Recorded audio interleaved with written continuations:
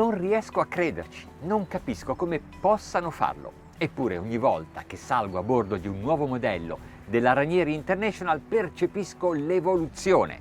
Certo, è l'ambizione di tutti noi fare sempre meglio, ma loro riescono a farlo con una velocità impressionante e hanno raggiunto un elevato standard di qualità.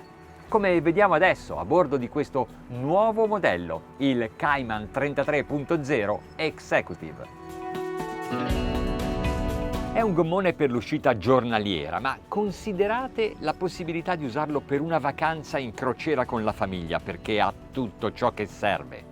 Nel suo profilo c'è tradizione e innovazione. A poppa ha tubolari grandi che verso prua si rastremano e convergono in una delfiniera ideale per l'imbarco, perché le gallocce non la intralciano. Per il traino, se lo usate come tender, invece ci sono 2 gallocce nello scafo, molto robuste. Le mastre sono alte per dare protezione ai passeggeri nel pozzetto, un classico della produzione Ranieri International.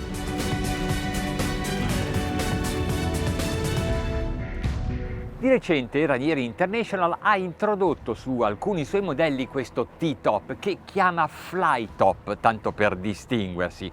È molto sportivo ed è anche utile per aggrapparsi.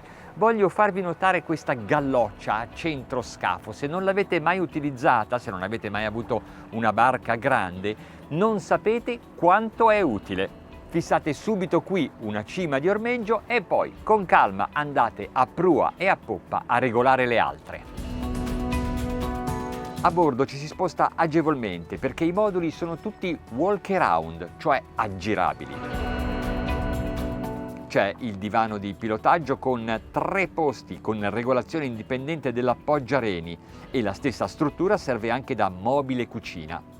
Sono molto pratici i portelli leggeri e guidati da attuatori ed è fondamentale il recesso realizzato per inserire una piastra di cottura. Nel pozzetto la versatilità delle sedute fa la differenza. Si può traslare lo schienale del divano per sedersi fronte marcia in navigazione oppure rivolti verso il mare alla fonda. Ci sono poi le sedute a scomparsa nelle fiancate e al centro si può montare un tavolo oppure delle prolunghe prendisole di 2 diversi tipi. Per attivare gli impianti di bordo si usa una carta elettronica. Così da questo display potete controllare lo stato delle batterie, dei serbatoi e agire su tutto ciò che è collegabile a questa centralina. Hanno modellato la plancia in modo da montare dei display ultra wide. Abbiamo cominciato a vederli all'inizio sulle auto e adesso li troviamo anche in barca. Stanno benissimo anche qui. I materassini prendisole a prua utilizzano delle cinture che non fanno volare via i cuscini e che sono comodissime da agganciare e sganciare. Il divanetto incassato nella tuga moltiplica la funzionalità di questa zona della coperta.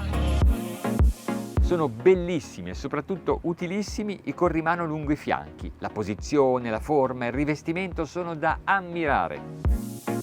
Ogni plancetta di poppa ha la propria scaletta e questo sistema di raccolta è il migliore perché funziona sempre. Sotto coperta c'è un grande matrimoniale che può essere convertito in dinette per ripararsi qui in caso di maltempo. Verso poppa la cuccetta che è ideale per i bambini. Il bagno offre anche la possibilità di usarlo per la doccia.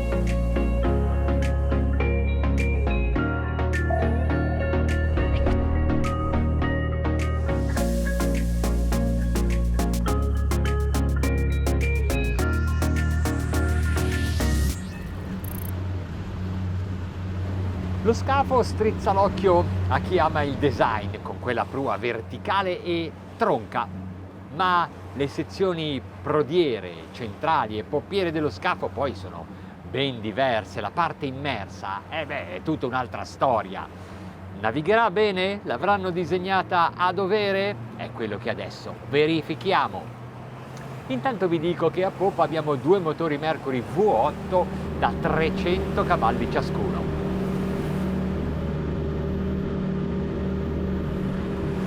Entra in planata subito, un filo di gas, 10 nodi, 2100 giri minuto. E questo è già un primo dato molto interessante. Una bella giornata di sole, di acque praticamente calme nel Golfo di La Spezia. C'è una leggerissima onda di vento di 30 cm. Di solito questo tipo di mare non influenza assolutamente le prestazioni, anzi, alle volte permette proprio agli scafi di esprimersi al meglio. Ma a ottenere grandi prestazioni ci ha pensato anche il progettista di questa carena, perché ha disegnato proprio qui a centro scafo, sotto i miei piedi, due Redan, uno un po' più avanzato, uno un po' più arretrato. Sono molto difficili da posizionare e da dimensionare. Avranno fatto un buon lavoro? Adesso lo verifichiamo.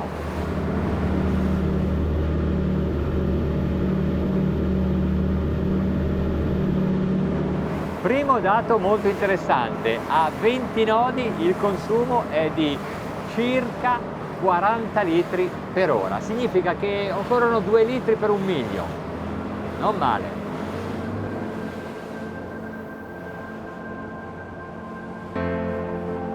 Hanno tenuto i tubolari piuttosto alti, questo serve a opporre meno resistenza, a farci divertire di più alla guida, guardate l'agilità è pazzesca, a farci virare anche in maniera molto stretta, ma la contropartita è che poi quando siamo alla fonda, dobbiamo sopportare un po' di rollio.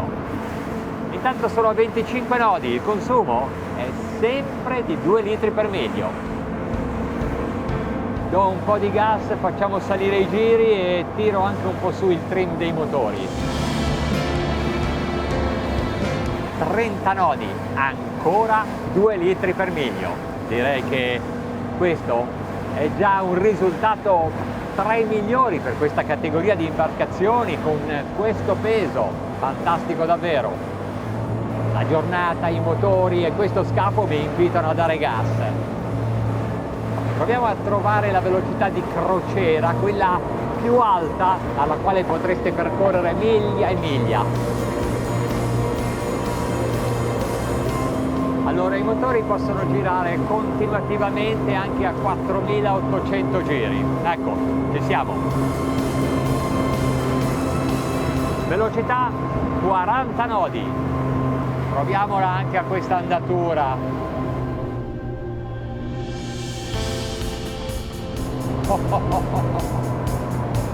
La spinta laterale è pazzesca, è incredibile.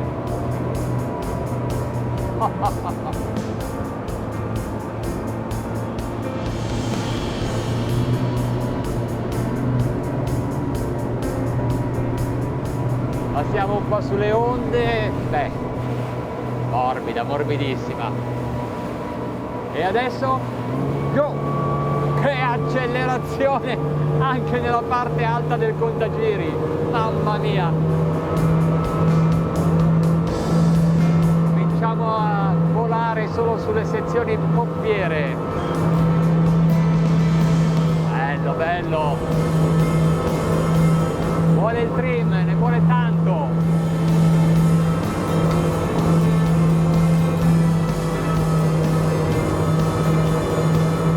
Velocità massima 50 nodi.